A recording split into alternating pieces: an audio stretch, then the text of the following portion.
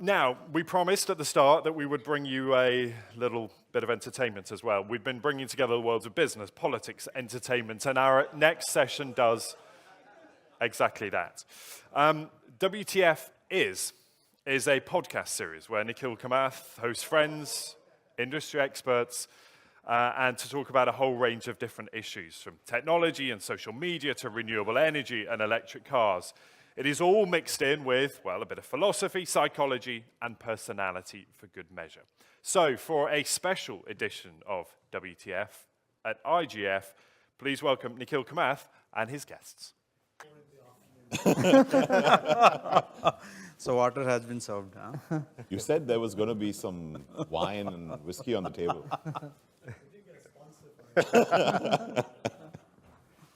No, thank you, Manoj, for having us. So we were discussing what we should speak about today, and we didn't want to waste too much time talking about what WTF is and what we do back home in India. But we thought if we were all starting over again in life, I think we should all do 1-minute introductions of ourselves as well, because most of the audience might not know. So if we were to start over in life again today, what opportunity would we focus on, what sector, and what business would we do if today was day one all over again? So I think maybe start by introducing yourselves. Okay, hi, I'm Umang. Been an entrepreneur for the last 5 years. Before that, I was a corporate slut. Spent 15 years running Intuit, Adobe, and then Facebook, Instagram, WhatsApp in India and the Asia region. For the last 5 years, I've been running a platform with a friend, partner, and brother of mine, Viru, where we build a family of apps focusing on news and entertainment across 16 different local languages. Hi, everyone. My name is Aprameya. I'm a second-time entrepreneur. My first entrepreneurship journey was building taxi for sure, which is Uber in India. So we were the second largest player, larger than Uber, when we sold to Ola, who's the market leader there. And post that, started my second venture. It's called Koo. Koo is a microblogging platform, and we built a very inclusive way in which we approach social media and taking on Twitter globally. Thanks. Hi, I'm Sujeet. So I'm an entrepreneur from last 18 years. So after college, I started first time in KPO, and then I've seen the journey of startup evolution. So first, Flipkart. I was there for almost 7.5 years, and then 2016, I started Udaan. It's a B2B e-commerce. Yeah, I have a fund also. We have started in 2018 with Kalyan, who is currently CEO of Flipkart. Yeah, and angel investor also in the ecosystem. Yeah, and I'm Nikhil, and I work in fintech, stockbroking, asset management, and lending. A lot, and entertainment industry also. So we're all friends, and we kind of hang out, and Manoj happens to be a really good friend of ours. And we've been conceiving of interesting things to say today.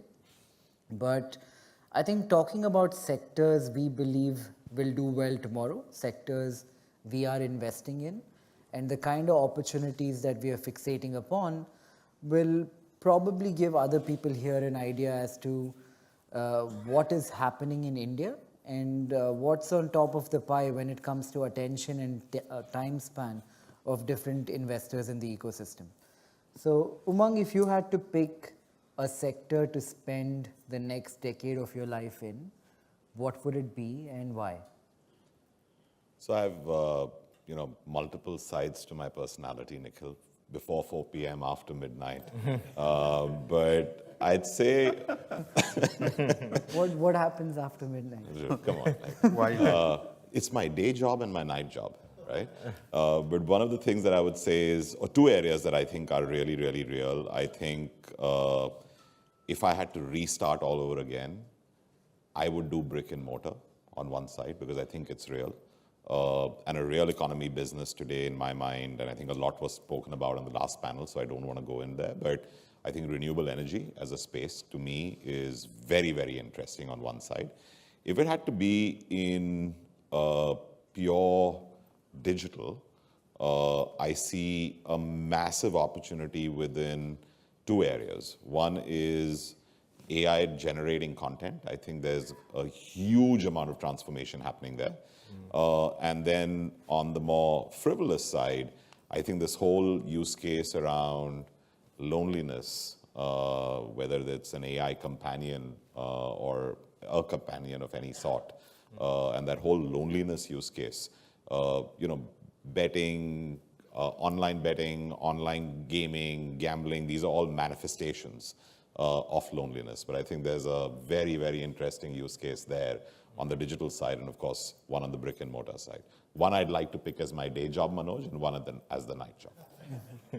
If you had to pick renewable, which one would you pick and how would you go about investing in that sector? So I'm so far away from that business that I think I have a lot to learn. Right. But I think nuclear is more abused than where it can be harnessed. I think hydrogen and wind are very, very interesting opportunities as well. Solar, I'm not there yet in my thesis because I don't know if it can really scale. But that's just some initial thoughts. I think the starting point would be to invest into really interesting new tech players in that space. I think that's the way I look at it. And your day job, if we talk about news dissemination in a form, what do you think is changing there, and how do you think the 15-year-olds of today will consume news in 10 years from now? So I hope none of this is being tweeted because that is something that we should be or cooing it. So I think news is completely is going to get transformed. Youngsters are consuming news very, very differently. What's news to you and me is very different from what's news to them. Give us an example. Something trending on social media is more eye-catching to Gen Z versus anything else. Gen Z also has a very, very limited attention span. Gen Z also has a very high degree of need for high degrees of variety versus going deep into an issue. That's what we've noticed. They like to binge on more forms of content, more genres of content versus going deep. So I think snackable content is going to be very, very key. Extremely short and catchy content is going to be key. But I think that the risk in what we are seeing, and social media has played this out, is how do you avoid people from going into a bubble? Because if I keep serving you what you want to see, and I shape your attention in that manner, I think that is a massive problem. What we're trying to do to attack that problem is we get content from all sides, left and right, and we try and show you multiple perspectives to the same story so that you form your own opinion. But I think that is, the whole concept of fake news, especially on the last panel, which I don't know if they went there that deep because I stepped out for the miking with you. And there I realized that how AI can be used to generate content of fake news is a massive, massive problem. So I think those are the big opportunities which are very interesting in terms of my day job. And Manoj was telling me just a few days ago about people like the Daily Mail. Many British media houses are either on the verge of bankruptcy or are not doing as well as they once were. What do you think happens to... Huh? Achha. Telegraph. Telegraph. Okay. So what happens to traditional media going forward? Also, guys, for context, Umang's platform is probably the largest new entity in India in terms of news dissemination. How big is your audience now? So on a daily basis, combined across the web and the app, we have over 100 million people. On a monthly basis, that number doubles or triples, depending on which month you look at. So what happens to newspapers, TV, news channels? Do they evolve or does somebody else replace them altogether? So I think, okay, this is a... before drink, after drink kind of a question. But I think media is going to get disrupted, is getting disrupted as we speak. There's only one or two companies that have made very successful pivots. New York Times, for instance, right? Where they've moved from print to digital, and digital is now a larger part of their revenue.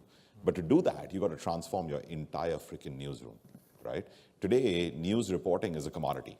Anyone can report on it, right? Whereas analysis, observations, opinion, thesis is basis data and research, right? Which is what NYT is at least proven in terms of a model. Now, unless media transforms in that direction, I'm not saying that they're right or wrong in their opinion, right? For instance, if you're left wing, you think they're right. If you're right wing, you hate them, right? I'm just Do you think generative AI will easily remove bias from news? It'll create more bias. It'll create more bias because it can create more and more and more of what you are trying to consume, right? And then it depends on the choice of the platform to keep serving you more and more, right? The social or the digital media business, Apu will tell you, is no rocket science. You get more number of people to spend more amount of time, and then you hope to generate ad dollars, right? As you can sell those impressions. So the whole objective is to get more time and get people to spend more. So if you keep putting them into that bubble, generative AI is not going to, unless the platform chooses to show you different perspectives. What if me as a consumer have a AI layer between me and the platform, and I choose for bias to be removed from the news that I consume? I really want to smoke what you're smoking.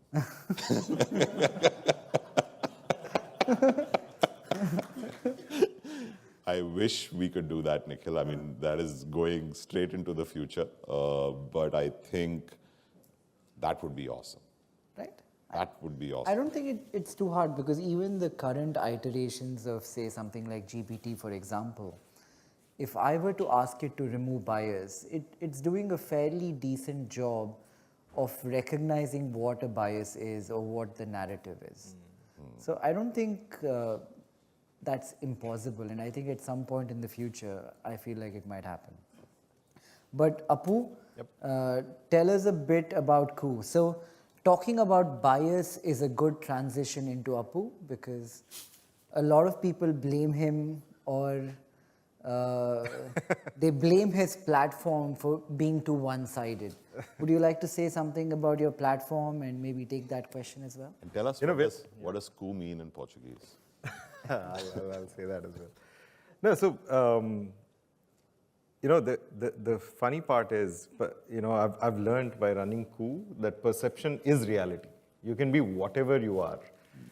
You can shout at the top of your lungs that you're a certain thing, and you're neutral, and you might actually be neutral, as I am. Like, I'm politically extremely neutral. I don't have too many opinions about how politics should be run.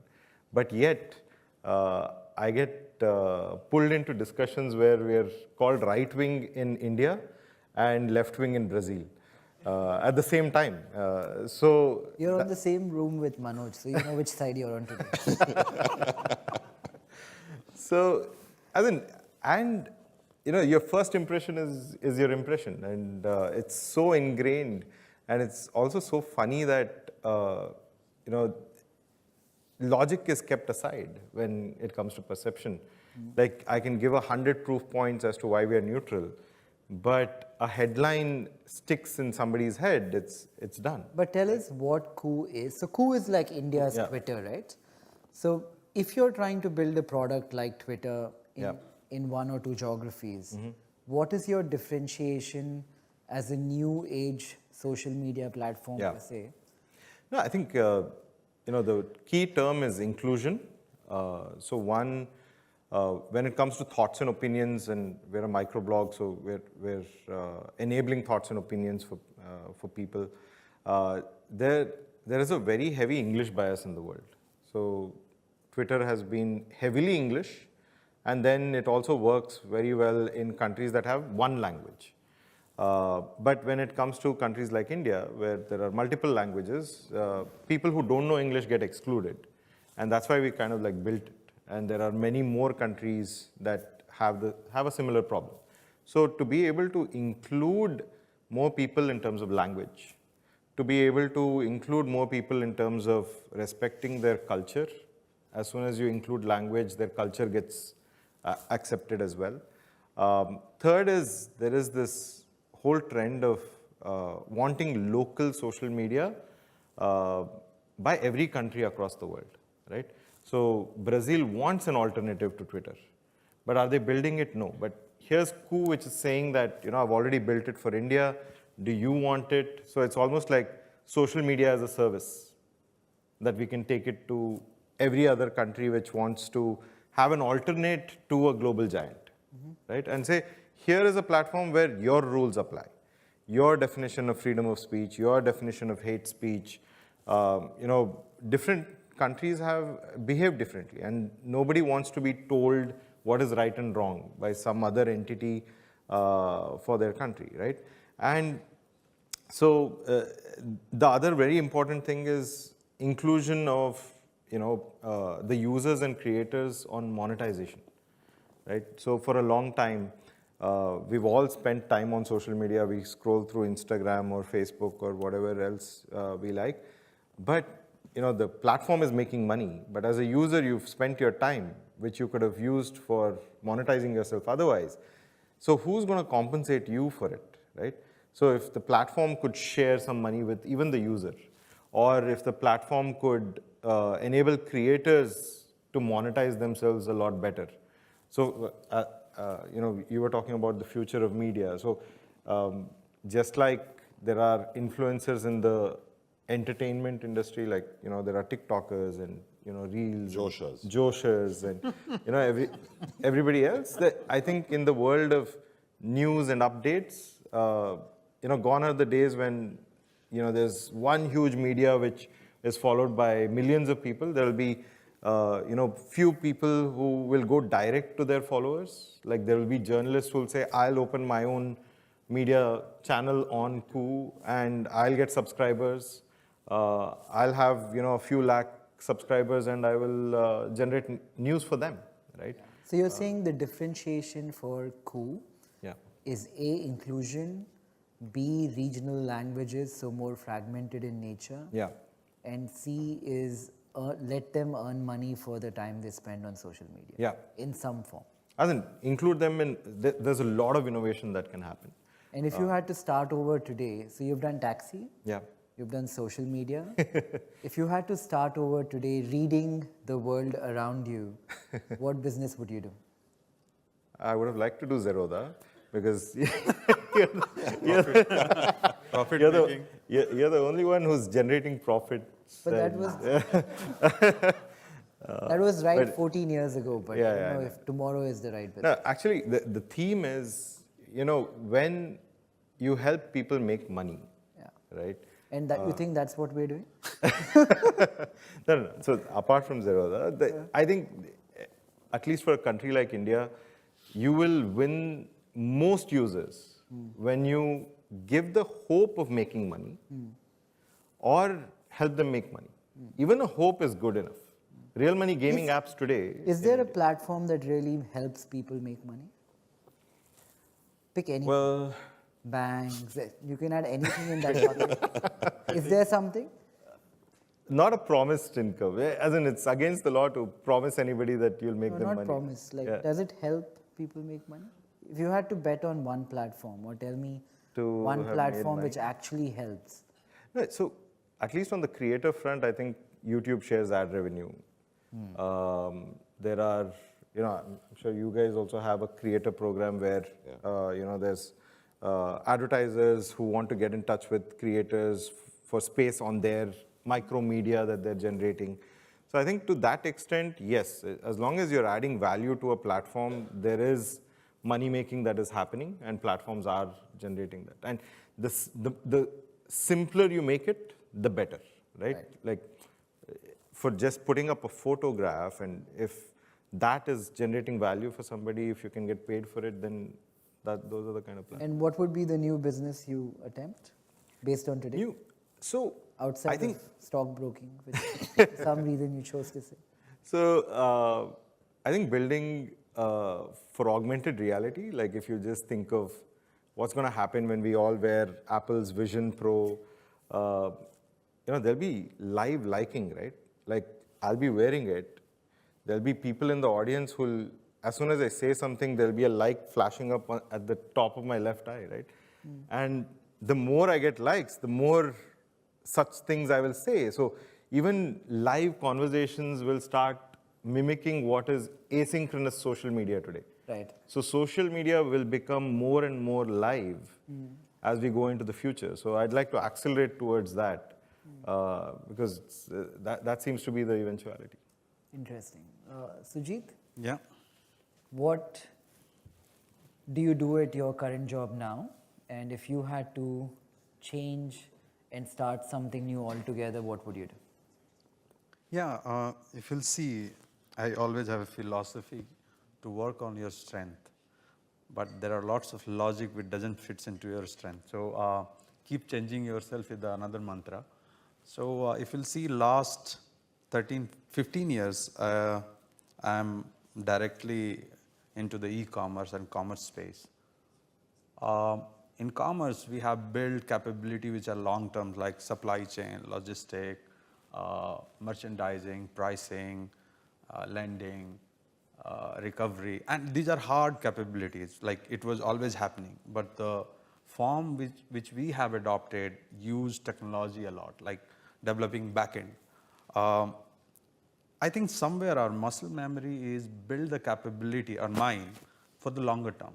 But at the same time, where a country like India, which is evolving, growing fast, and if you'll see, user in whole India, you can divide in 3 buckets. Let's say bucket A, B, C. In bucket A, which is, let's say, I'm just keeping a number, more than $6,000 per capita, which is more than 250 million people. Bucket B, which consumes more than 1,000 SKUs. Bucket B, which is again 400 million, consumes around 200, 250 SKUs, and income level is around 1,000, 150. There are another 600 million which are consuming less than 50 SKUs, but per capita income is less than 500, something like that. And these buckets, if you'll see, the fastest growing bucket is bucket A as a percentage wise, because everybody knows the number. In that, I believe there are lots of opportunity which you can build capability-based business, which can be online, offline, using all these methods of, you can use social media, influencers, but at the end of the day, what the purpose, like you are solving commerce, are you solving education tech, are you solving, let's say, agri-tech, health tech, so many opportunities. So in that, you cannot do everything, I understand that, but I believe there are capability-based business in India which are huge as an opportunity. I think I always gravitate towards those businesses. Do you think the consumption story that is being narrated around India, that the number of people consuming and the amount of consumption is going up drastically, do you think that's true? And how big is that market? If I were to sell a pair of shoes made in London worth $100 in India, how many people would buy, or what would be my market size?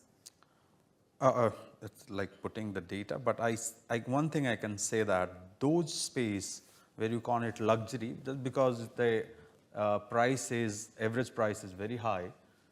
But if you'll track the data, the fastest growing sector, though the base you can say still is lower as a base, but the fastest growing in the world are those price points in What India. is the price If you'll see, and you are also invested there, let's say Main Street, one of the startup, their average selling price is around $300 shoes.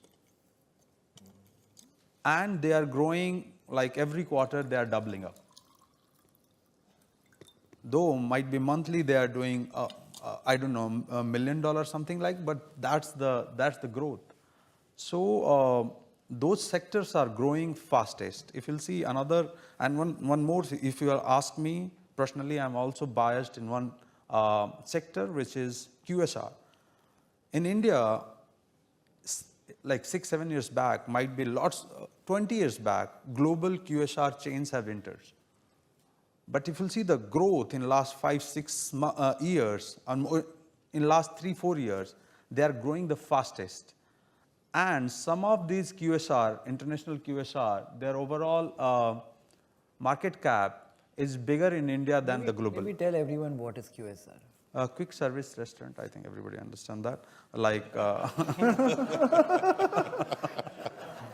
Who knew what QSR was and who did not?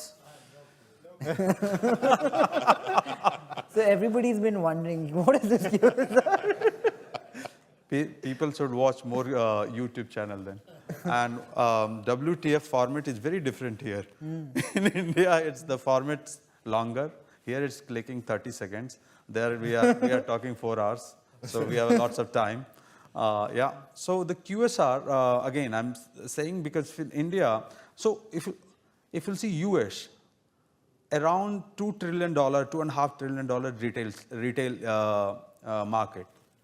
70% of attachment to the retail industry, almost like 1.6, 1.7 trillion. In India, guess our retail space is around $1 trillion, around 800, 900 billion dollar. Guess the QSR industry in India, maximum 60 billion dollar. If we'll see 70% attachment has to come over, let's say 10 to 15 years, then it's a huge space. Any of the, let's say CAGR, you can say that might be it will take like minimum 30% every year it will grow. So, and in India there are lots of sector like this, like influencer economy, like Gen Z we are talking about. The commerce natures are changing. So when we were building this capability in India, when I was heading supply chain in Flipkart, I think the next day delivery or 2 days deliveries where the toughest capability has to be built. Now Gen Zs, they think it's a given. So they don't talk about, in India, if you'll see 10-minute food delivery is the new phenomena, though I never believed it will work economically. But as a capability, people are talking about 10-minute delivery. And these capability, when you talk to about Gen Zs, hey, this next day delivery, they think it's already done. Why you are talking about it? So their consumptions are more about instant. I should look good. So when we were solving fashion industry, so solving a return, because sizes are the biggest issues, the return logistic developing was the problem. Now they think, hey, go to the mall, wear it, just upload the reel, and it has to look nice. This trial and returns, wasting my 3-4 days, I don't have that much of time. And e-commerce is struggling how to solve that problem. So now offline is suiting more for those requirements rather than online. So things are also changing. I don't know how it will settle. Yeah. No, I was just asking him, are we okay on time? You are 2.5 minutes over. Okay. I've listened to your podcast. You don't do brevity, do you? No. So maybe we reverse. We speak 4 hours. Huh? We reverse the question to you. Yeah. Yeah. Yeah. I mean, that's the what would same you thing you start? should talk about. If The I same had thing. to What do you- something yeah. today, Yeah. well, I feel like the world will quickly have a lot more older people. A lot of us are not having kids. Each time I come to the UK, I look around any room, I see a lot of old people. I think.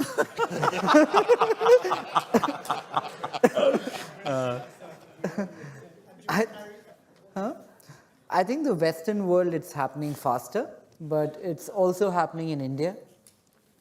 Well, for every couple in the world, you need to have 2.1 kids to maintain the population, to remain stagnant. I think India was at something like 4, but we're getting very close to 2.1 right now. Countries like Hungary are cutting taxes if you have more kids. China is pushing the 3-kid policy. So in summary, I think demographically, the world will get older. I think the world will get older much faster than anybody predicted. So I would build anything I can around old people. It could be senior living, it could be assisted care, it could be hospitals, it could be social media for old people. So anything old people is something I would focus on. Yeah. I got you on brevity for once. And they have the most money as well. Yeah. Yeah. But thank you, everyone. I hope this was not boring and everybody got something out of it. Thank you for having us.